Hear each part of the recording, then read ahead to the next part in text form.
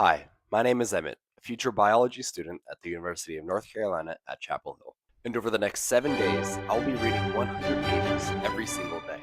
If there's one thing that's true about me and my reading habits, it's that I can just never stick to it. I always reach a bad book and just quit. And whenever I come back to it and try to pick up reading again, the first book is always a massive struggle. But I have a goal. I want to be like an old man who can sit down, read James Joyce's Ulysses from front to back, take a 4-hour nap, and then finish the evening off with another extensive novel. So, over the course of the challenge, I have one main objective: to read all 100 pages of the day in one sitting. The catch? I have to actually feel like I wanted to do it. So, I have a flight on Sunday, and since I plan on starting the challenge on Tuesday, that means I just have 5 days of reading until then. So, you might be wondering, well, that's where it gets a bit technical. See, in order to really hone in on the challenge and achieve my goal of becoming an old man, I've set up some preparations for that flight. The flight is 8 hours long, and the only entertainment that I will bring is my book choice, and then another book for once I finish the 100 pages of the first. Anyways, with that being said, the book that I chose is A Little Life by Hanya Yanagihara. I chose this book for two main reasons. The first of which being it is 720 pages, which works perfectly for that 100 pages a day thing that I got going on. And the second, I've generally heard great things about this novel. A very emotional read from what I've gathered, so hopefully it helps in the challenge. Now, with all that out of the way, let's get started. The first day went pretty well. That is, getting started. But when the minutes started passing by slower and slower, I figured out that I was in for a bit more than I expected, especially since today I only read in spurts of 10 pages. I finished the first 100 pages in 2 hours and 28 minutes. And to put that into perspective, that is around 367 words per minute. Not bad, but certainly not a manageable pace yet. And it also made me realize that I work most of the day on Thursday, Friday, and Saturday, to the point where at my current pace, I'll basically have to be reading the entire morning and then head straight to work. As a screen-absorbed teenager, I am concerned by this. And with this, my day 6 goal has now managed to become my day 3 goal. I am worried for the days that follow. Alright, day 2 is finished, and it felt like a complete reverse of the first day. Today, the hardest part of the reading was actually getting started. However, as I started reading, what I noticed was that I have greatly increased my reading speed. I realized this when I was 80 pages in, and I looked down at my timer and I saw that I was an hour and 17 or so minutes in. By the time I finished, the clock read an hour and 49 minutes. So much quicker than the day before, more than 30 minutes faster. I felt truly locked in for the first time in the challenge, which isn't saying much, but it is definitely saying something. I think the reason is because yesterday night, I researched some ways to improve my reading speed since I was a bit scared of, the whole working situation that I have going on starting tomorrow. The method that caught my eye was to track your finger under the words that you are reading. Since your eyes are so used to tracking movement, this technique kind of satisfies that innate ability that you have. Maybe the first day was a fluke for the worst, and maybe going into tomorrow won't be as bad as I imagine it will be. Maybe I'll reach my goal by the end of the challenge with ease. Day 3 went amazing. I woke up, immediately started reading, and wait, hold on. What's this? Oh, pickleball group chat. So, see how many likes it has. 7? Yeah. Day 3 would have been a golden day, but duty calls.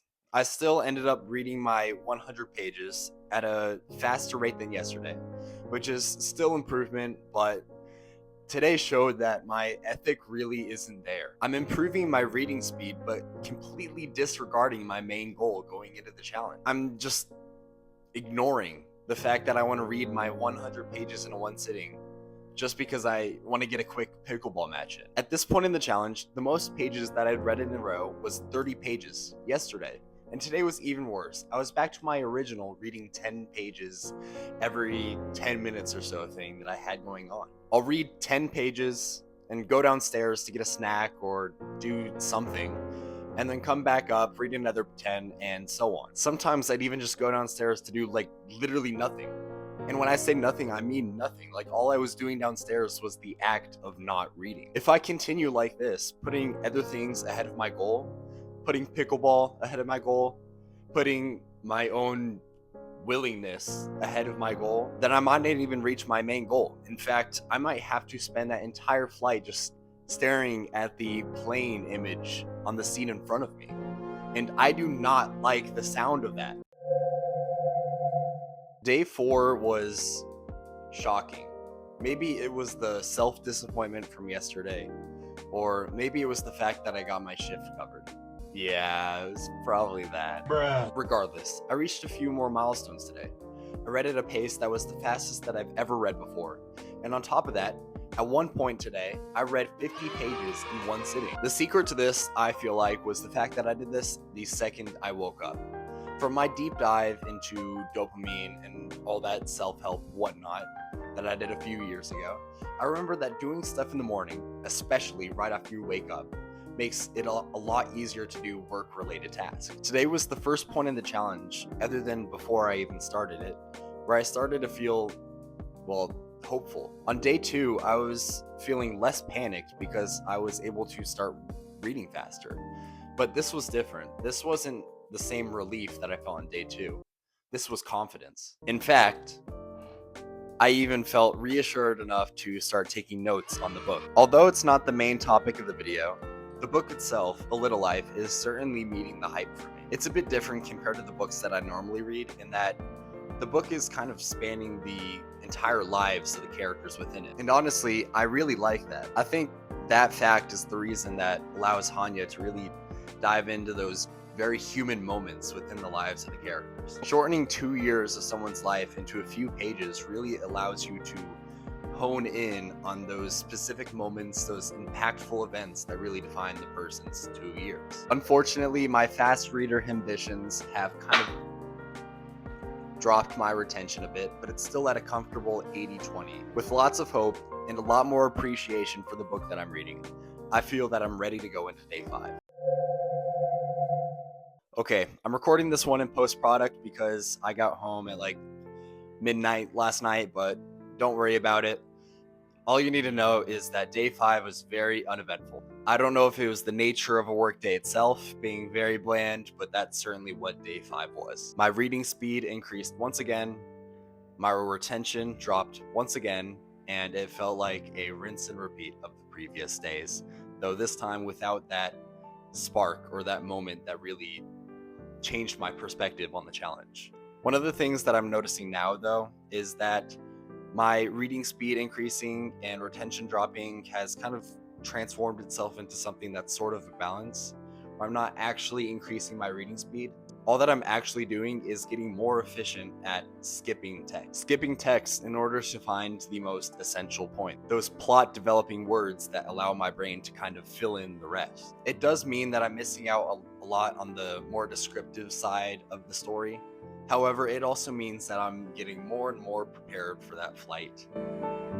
Compared to the previous day, I was feeling a bit less interested in the book. And to be honest, I'm becoming a bit less interested in the challenge as a whole. However, I don't think this is entirely in vain. It's preparation for the flight tomorrow. And whether that preparation is dictated by anxiety or not, I don't really care. But surely now I'll be able to read those 100 pages on the flight and still have plenty of reading capacity left.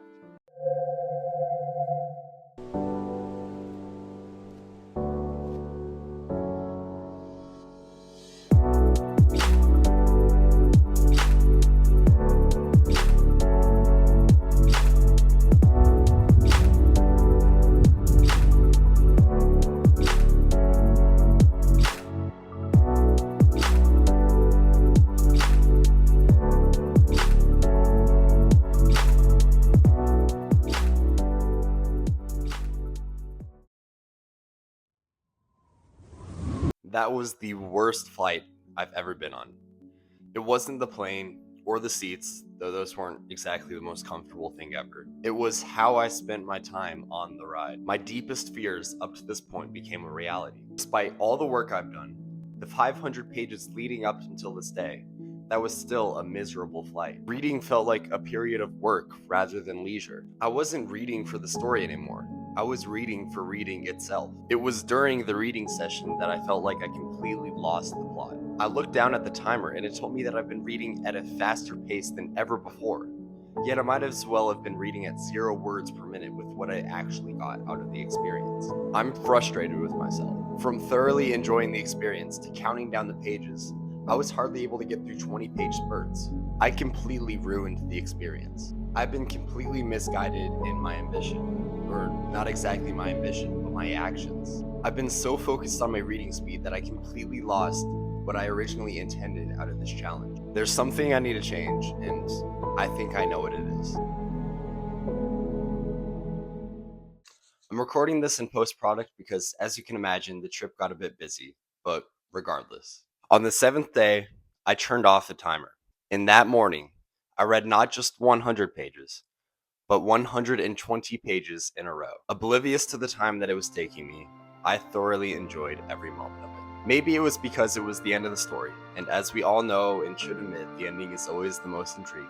Or maybe it was because on the 7th day, it was the first day in the entire week where I felt truly inspired to read. My mom used to tell me that the length of the book doesn't matter. The amount of pages in a book doesn't quantitatively represent its impact or potential. However, as I've gotten older, I found that more and more of the time I gravitate to the longer book. In this reading challenge, I felt the same way. The longer I spent on the page, the more meaningful its words felt to me. The less plot-driven I was, the more I cherished every detail Hanya wrote about. It made me realize how much details I must have missed the previous days with how fast I was reading. In those last 120 pages, I must have read every single word, and I couldn't be gladder. Throughout the challenge, I learned that a hobby is not a goal. It's building a relationship with an activity that you find both fun and healthy and realistic.